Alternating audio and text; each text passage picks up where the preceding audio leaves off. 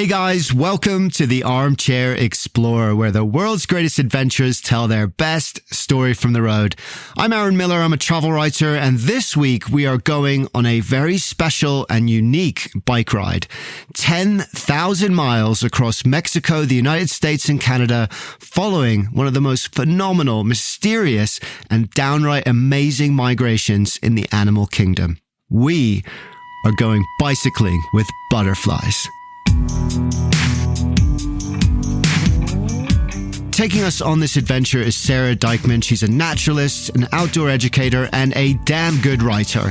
Her book of this adventure is called Bicycling with Butterflies. It's a great read and just an awesome idea for an adventure. I wish I'd had it first. I've linked to it in the show notes, episode page of the website, armchair-explorer.com, or just search it up wherever you get your books.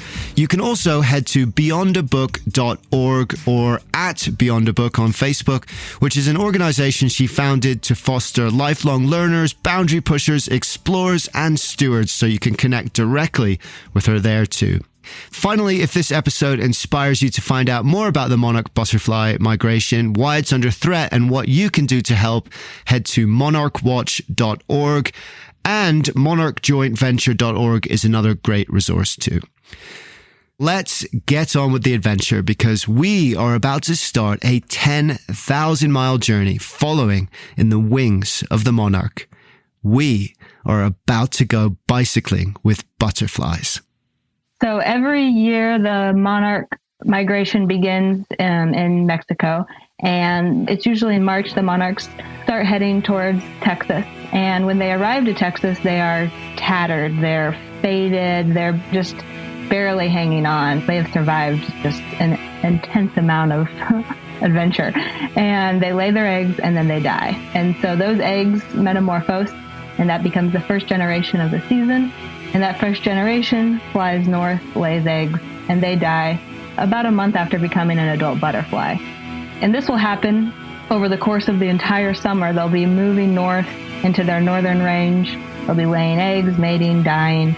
And then in the fall, all of those monarchs will begin the migration, and they'll all fly south, never having been to Mexico before. No way of journeying with their elders to this forest in Mexico.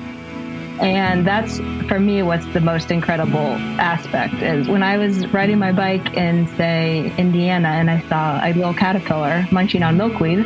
That caterpillar was going to fly to the same trees as their great-great-grandmother. It's just so astounding. It's not like a migration where the parents are going to give the genetic code to fly in a specific route. Because the monarchs that are flying into Mexico, their mom might have been a non-migrant or barely migrant. Each one has to kind of contain all the information needed to be any part of the migration at any time. There's actually monarchs all over the world, but the Eastern North American migration, that is the only migration of the monarchs that's multi-generational, multinational. And it numbers in the millions or billions even, and so it's considered a phenomenon, and it's just extraordinary. The migration of the monarch butterflies is one of the most remarkable journeys in the animal kingdom. Every spring, tens of millions of monarchs travel from their winter hibernation grounds in the Transvolcanic Mountains of Mexico across the United States and into Canada. It's a journey of between 2,000 and 3,000 miles, and for a creature that weighs half a gram and measures just about 4 inches, that's a preposterous distance. The comparative length trip for a 150-pound human would be more than 300 million miles, or roughly 700 round trips to the moon. But even more baffling is the fact that the butterfly that departs from Mexico will die before returning home, and so will its offspring. It will be left to the fourth generation, the great-great-granddaughter of that original butterfly, to begin the journey anew next spring. How millions of monarchs find their way across a continent to the same specific 12 mountains every year, having never been there before and with no guide, is still one of the great mysteries of the natural world. That is the journey that Sara's about to take, following the path of the monarchs to Canada and back again. She flew to Mexico with a raggedy old bike cobbled together with used parts. Her panniers were recycled buckets, and waited for the temperature to warm, the sky to fill with color, and the migration to begin. I started at the Monarch Biosphere Butterfly Reserve, which is an area in southern central Mexico in the state of Michoacan in Mexico, where pretty much every monarch born between the Rocky Mountains and the Atlantic Ocean comes. And it's a very small area, so they're very concentrated. And when it's cold, they hang on the branches. And the first time I saw them, my mind couldn't really process. And I was like, wait, are those hives? What are those? But they're butterflies, of course. And for most of the winter, you want them hanging from those branches, barely moving or not moving at all. And that's actually how they survive, is by hanging from those branches. It's a bit like hibernation. So they maintain a very low activity and they don't burn calories, and they can live off their fat reserves all winter. Yes, butterflies that arrive in Mexico are fat. And so I went and visited them a few times when it was cold.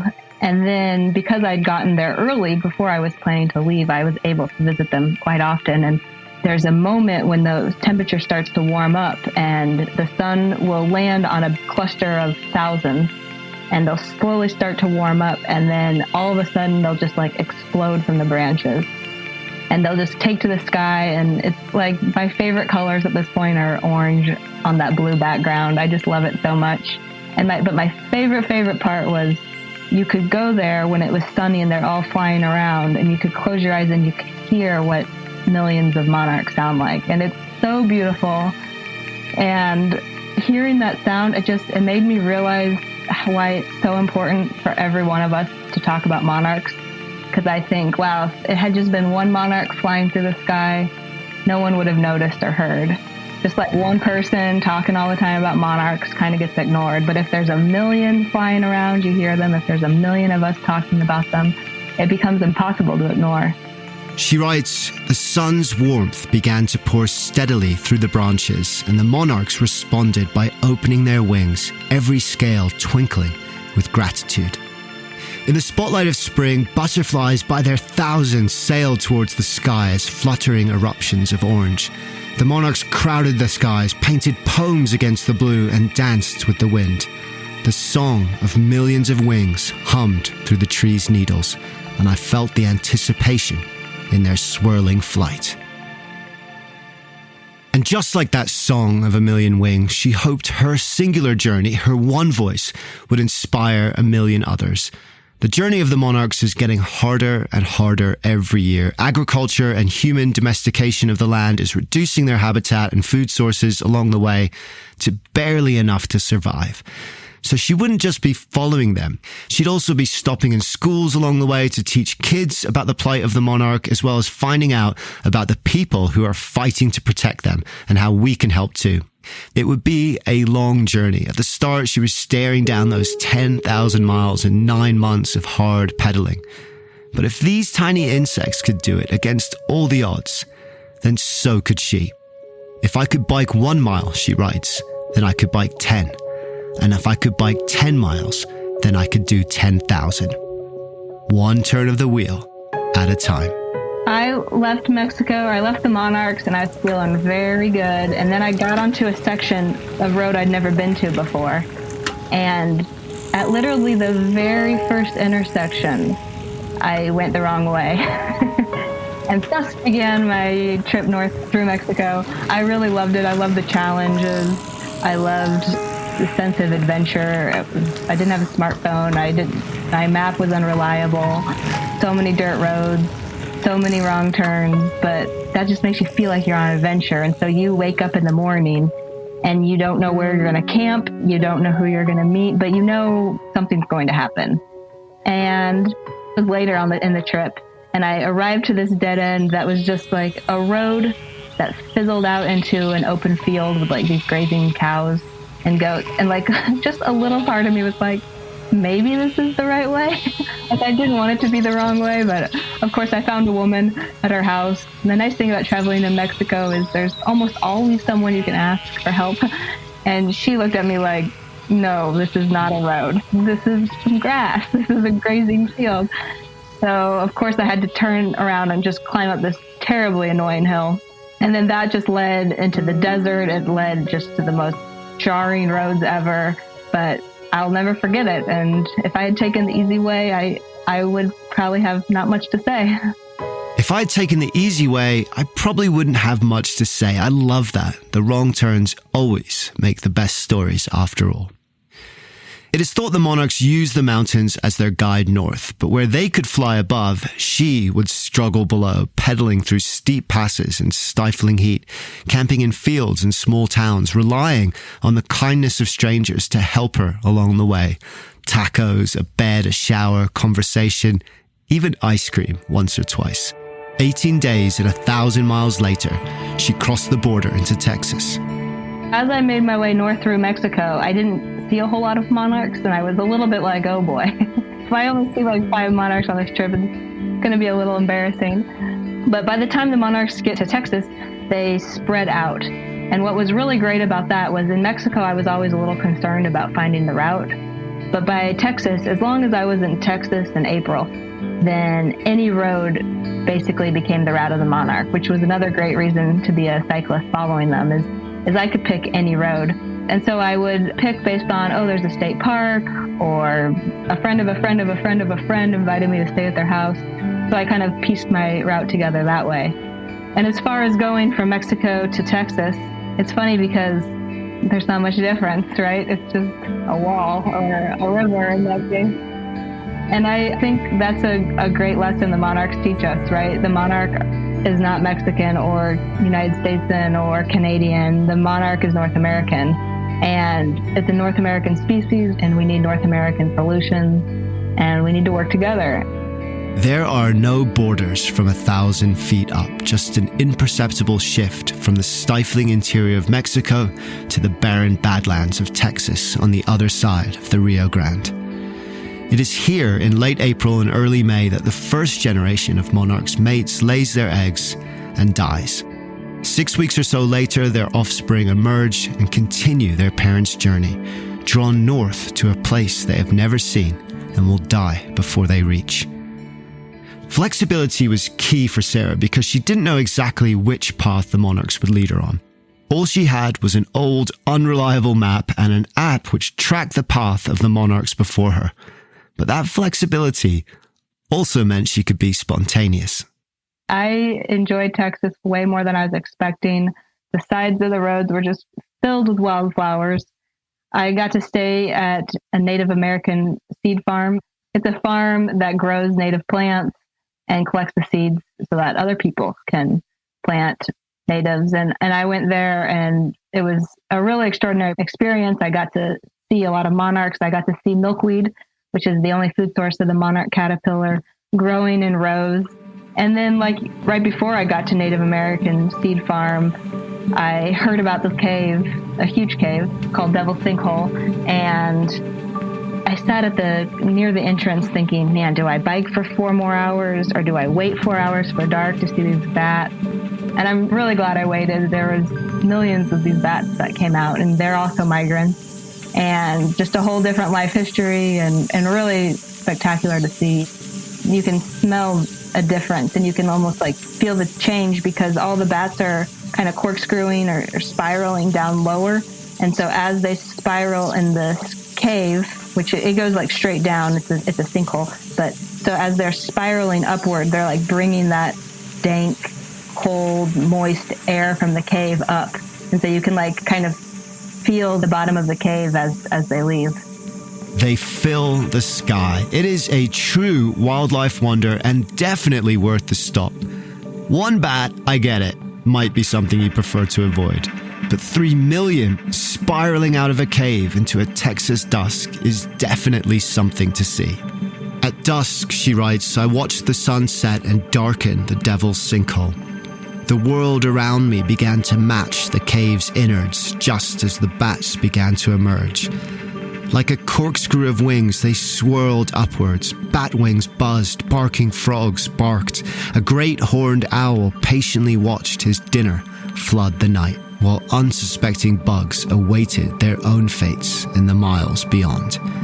Thousands of bats swirled upward, a vortex that pulled the depth of their cave upward until I could smell the moist earth that collected each day in its hull. Unseen, but not unnoticed. But her favorite moments, the ones she treasured the most, weren't big things. It was the little miracles that we fail to notice, the ones that most of the time just pass us by. I left for my trip not knowing very much about monarchs. And one of the things I didn't really know was like what milkweed even really looked like. So I knew what the flowers look like. They have these really cool like shooting star flowers that are typically in clusters. They're super beautiful plants. So I would be biking along looking for milkweed, kind of stressing out because I'm supposed to know what milkweed looks like. And then I finally saw some flowers. And so I would just wander off into the roadside ditch. And I did this so much. And every milkweed I saw for a while, I would do that until finally I found an egg. And though there's so many different ways to learn, right? I probably could have gotten to that same place with guidebooks and with YouTube videos. But there's something so special about just learning as you go and just learning by crawling around and asking questions like, what the heck is that? So I definitely learned as I went, and I'm still learning, but it was super fun to just learn by experiencing. And of course, in Texas, on the side of the road, one time, I'm like literally laying on the ground looking at these caterpillars, and I see above on the road, the cops show up, and I stand up, and he explains that people have been calling in because they had seen that I had crashed. And I'm like, no, I haven't crashed. So I'm looking at this caterpillar. And he's like, what? But I got that a lot. I'm going to slowly back away. You're fine, sort of. I'm going to leave. People are zooming by just every second. And there's this caterpillar, there's this incredible phenomenon happening. And we don't give these critters the time to fully appreciate how amazing it is and fully appreciate that they are neighbors, like just feet away from our cars as we zoom by. In the same day, I'd see this tattered, just incredibly tattered female monarch. I mean, she had barely any orange left. I'd say 30% of her wings were just gone. So she was obviously a migrant. She had survived the previous fall migration. She survived an entire winter in Mexico. And she had flown the same route that I had by bike, which was hard. I can say that for certain. And she'd arrived there. And then about an hour later, I saw the most vibrant orange monarch that was obviously had been from an egg from a female that had laid that egg a month earlier. That tattered monarch had just gone through all of that for that bright orange monarch to be here carrying on with me. It was really extraordinary. I crouched by a roadside milkweed, she writes, and contemplated an egg on the underside of one tiny, fresh leaf. Like a period, a full stop containing an entire story, it didn't seem possible. How had a monarch found such a small plant? How could that little speck go from egg to caterpillar, to pupa, to adult, fly north, lay eggs and die? How could its offspring do the same? And how could its grandchildren or great-grandchildren know to fly back to Mexico in the fall? Those tiny miracles are everywhere. There is literally another world that exists beneath our feet, a universe of those 6 million species filled with quadrillions of living beings, more than there are stars in the Milky Way. And we've only scratched the surface in our understanding. And in many ways, that's the point of Sara's book and the biggest lesson from her 10,000-mile journey. We are surrounded by microcosms of mystery and wonder that we just pass by as we zoom through life. But those tiny miracles, that mystery and wonder that she was witnessing crawling around in the dirt and looking up in the sky, became in many ways harder and harder to see because the landscape was changing.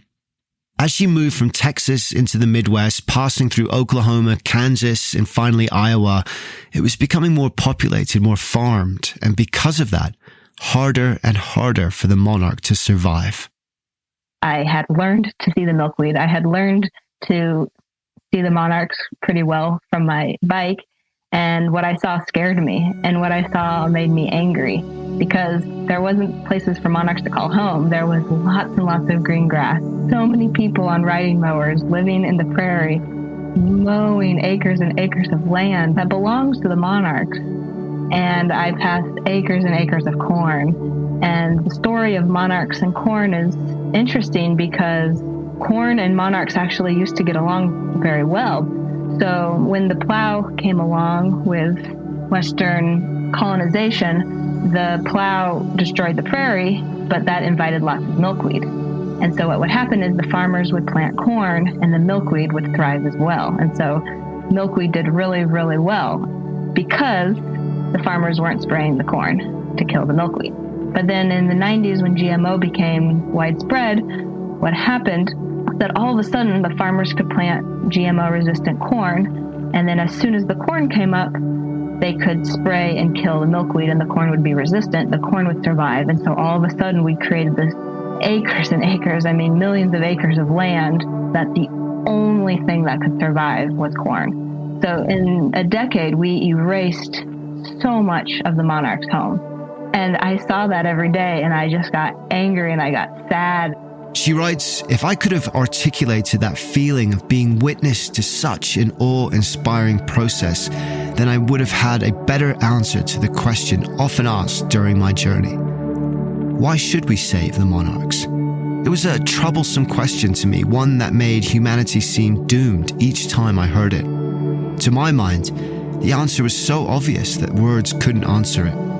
We must save the monarchs because the monarchs are. Climate change, deforestation, and big agriculture are changing the landscape and decimating monarch populations.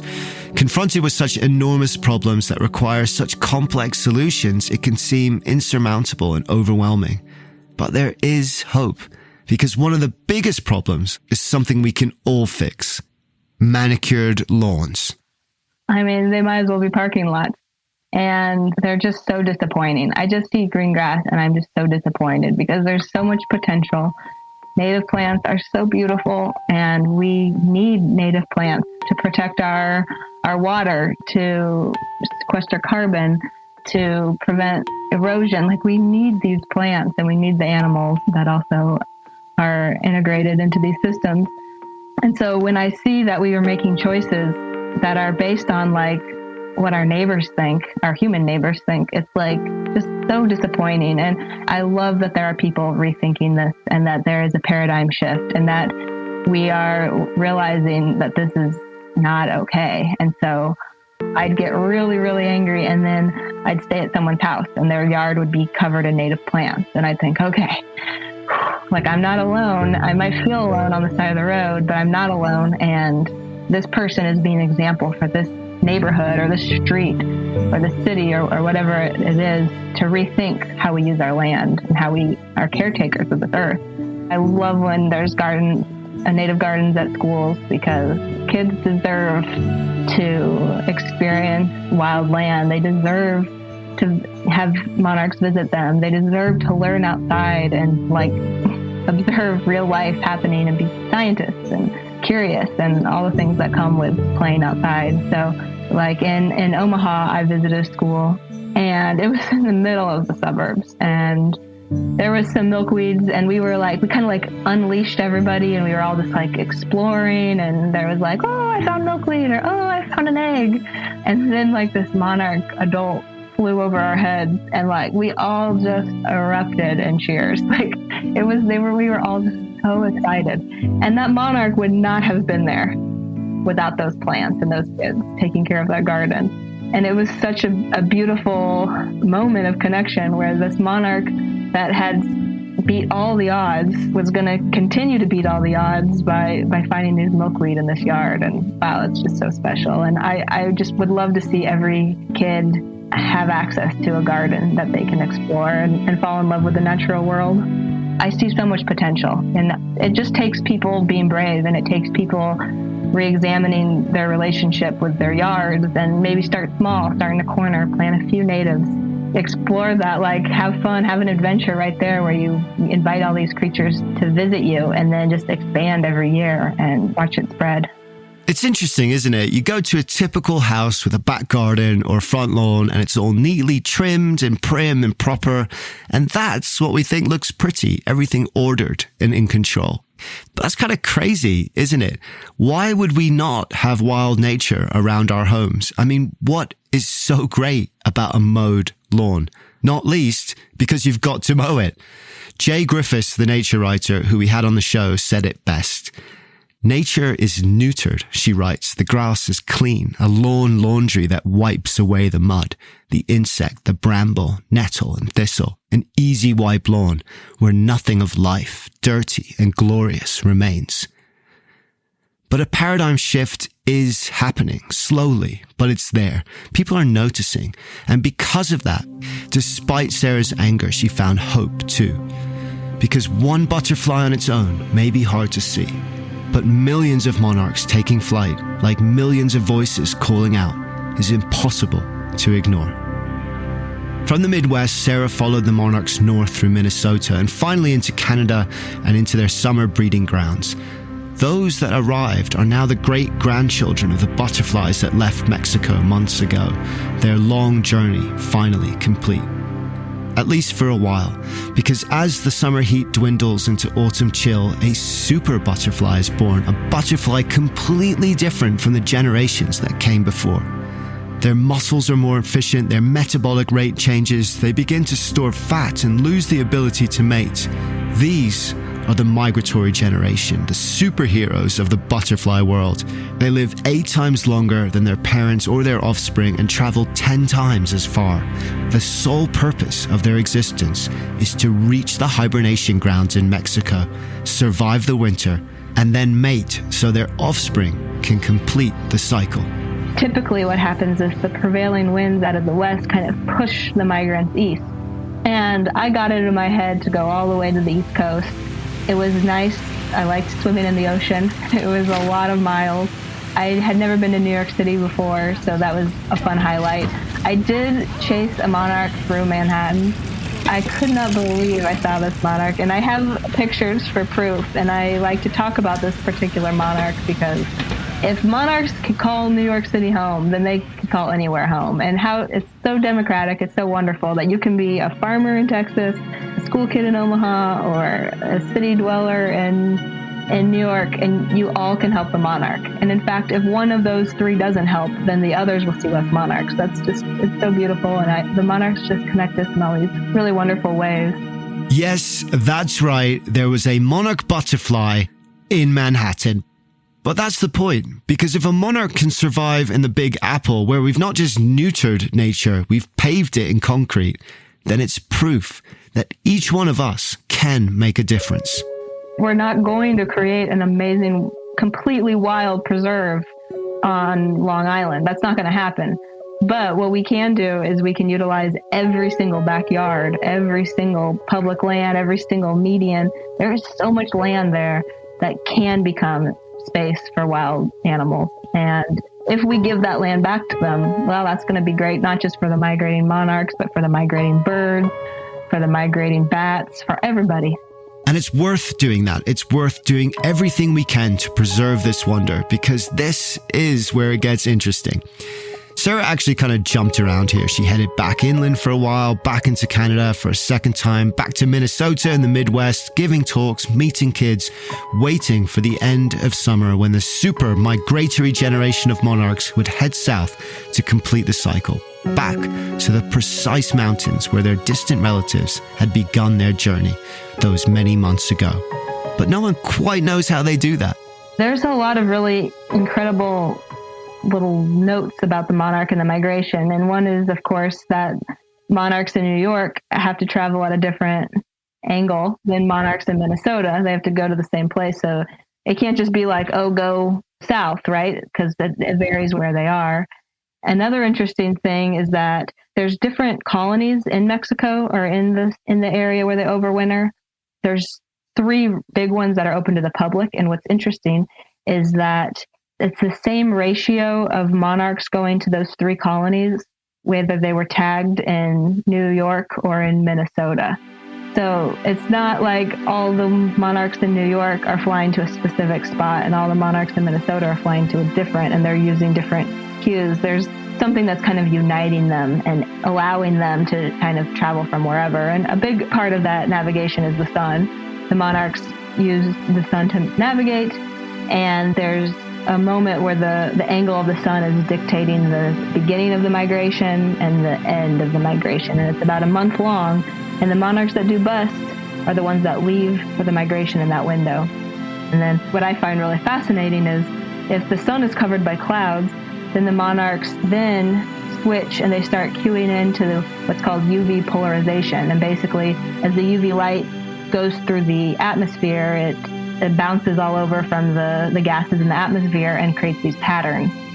And the monarchs can actually cue in on even just one little bit of blue sky in a primarily cloudy day and use the pattern of polarization in that one spot to know where the sun would be and to continue their journey. And then if it's completely cloudy, what it seems like is they switch to the electromagnetic field. The angle of that electromagnetic field varies depending on where you are, and so they'll cue into that. And I love just knowing that this insect is way better at navigating than I ever will be. But that only solves one mystery. At a crucial point in their journey, they turn due east to reach their overwintering grounds. That means they must somehow know where to go and when to turn, even though they've never been there before. And the monarchs begin from multiple locations too and are able to adjust their route as required. So they're not just following a compass heading, they're actively navigating a route as they go. A route that will take them directly to the tree their great-great-grandparents had hibernated in, even though they've never been there before. No one has a conclusive answer to how this is done, but it's thought that it is some type of genetic memory, a kind of inherited GPS-like software with a pre-programmed destination. I think that's pretty amazing. More than 6,000 miles under her belt, she followed the kaleidoscope. That's actually what a group of butterflies is called, by the way, a kaleidoscope. How cool is that? She followed them south for 4,000 more miles, through the cornfields and manicured lands of the Midwest, through the suburbs and badlands of Texas, long straight roads shimmering endlessly on the horizon. Strangers, monarch watchers as they're known, started to hear of her journey and welcomed her into their homes along the way. Schools called up for talks to their kids for inspiration to crawl into the dirt. Past the border, the mountains of Mexico loomed again, hard days pedaling on tired legs and near broken wings, until finally, the end was in sight. The last hill was by far the hardest 5 miles of the entire trip because it is just straight up a mountain and it's cobblestone, and it was like there's houses for the first half mile, and I put everything I had into not walking. And as soon as there weren't people all, looking at me, I was able to just walk when I had to. I'm not that proud. I'll walk my bike sometimes. But I arrived probably about a month behind the main migration. But while I was going south through Mexico, I did see several monarchs a day, and I just felt like we were cheering each other on. I'd see them and I'd be like, okay, yeah, we're there, we're going. And I'd cheer them on because they were a straggler. But finally I got up the hill, and then it's kind of coasting, and it felt like coming home, and it's like a weird feeling to be done with something, and it's kind of a loss, right? Because all of a sudden you don't have the satisfaction of just your day being bike 60 miles, find camp, find food, talk about monarchs. Those goals are gone. And so you can kind of feel a little lost, but luckily I had plans to hang out and keep learning about monarchs, and by then I'd committed to writing a book, and so the next horizon was before me, so I was able to just enjoy it, and I walked up to the monarchs and just was amazed that they did this, and really grateful that they'd invited me along, and I will be forever grateful for them, and not just for the migration, but all the connections that they have given me, all the opportunities they've given me. When I started writing a book a couple weeks later after finishing, I was not a writer, but I just kept thinking about the monarchs, and I just kept pecking out the words on the computer. And yeah, I honestly consider the monarchs my writing teachers in a lot of ways, as well as my teachers for, so many things. And they taught her well. 10,200 miles down, 1 mile to go, she writes. the monarch bobbed out of sight, she would easily beat me to her overwintering grounds. Instinct would pull her to the trees her great-grandparents had settled in the winter before. She was returning home, even though she'd never been there before. I was returning too, 1 mile shy of connecting the start with the end, spring with fall, descendants with their ancestors, the first page with the last. By then, however, I knew that my trip would never really end. Even in a mile, when my bike ride was done, the monarchs would forever flutter in my heart. I spent nearly 9 months following a monarch, and one of the things that I kept thinking about every single mile, especially the miles where I'd stop on the side of the road, was look was like, you could write a book about every single species. There's a story waiting to be uncovered about every animal, every plant out there, and there's just an endless amount of information to know, and they're all important. They all have a place. I think one of the best lessons that the monarch teaches us is to really slow down and look. So first, maybe you're attracted to how beautiful and orange and bright they are, but then you start to want to look for the caterpillars and the eggs, and that really forces you to go slower. It really forces you to get out of your car, to get in the dirt, to crawl around, quite literally sometimes. And while you're looking for those species, you start to notice all the other animals, and you might not know their names. And to me, often that's not as important as just noticing them and recognizing that they have a place in there. And I often call them secrets. And I just think it's so important to explore our yards, explore our roadsides, explore our local public lands, and discover those secrets. It's one of the most remarkable journeys in the animal kingdom, but it's getting harder each year. Where once 1 billion butterflies took to the skies, now just a fraction of those numbers have survived. For a creature that is used to hard journeys, the longest road may be just ahead.